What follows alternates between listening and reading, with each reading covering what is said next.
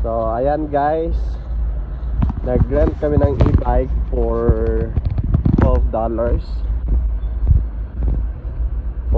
for 1 hour. Ayan, so isang oras $12 siya guys.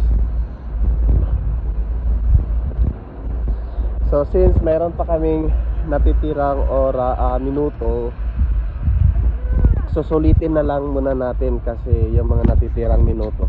Dito tayo. Nakayamit lang para maano. Tulog na. Tara.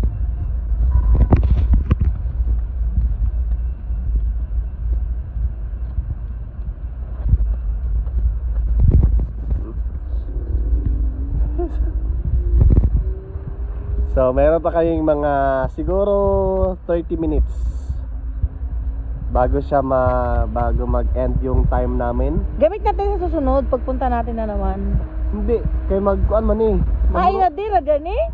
Inadira man eh, dili man eh siya ingon na kuan for long.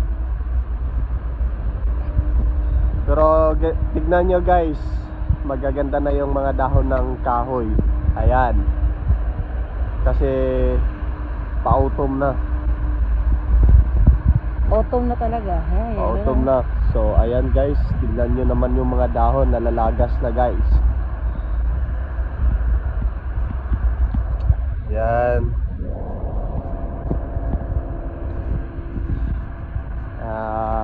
Magbabike kami papunta doon sa pinagparkingan po namin ng aming sasakyan. Malayo talaga parkingan dito. Pero yun na Ito pala ay Hagley Park. Ayan, Hagley Park South.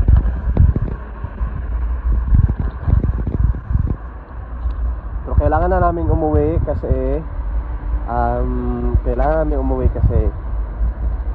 matutulog pa si Rodilly. Tulog tayo balik.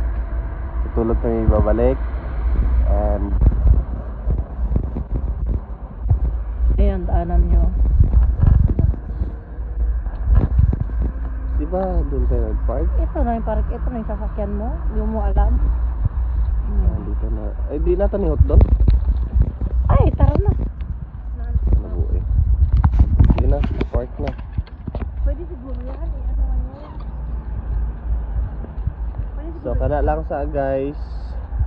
Share-chat na kayo mga kahoy. Kaya ka nindot kay lang taon, no? Nag-usap yung mga colors.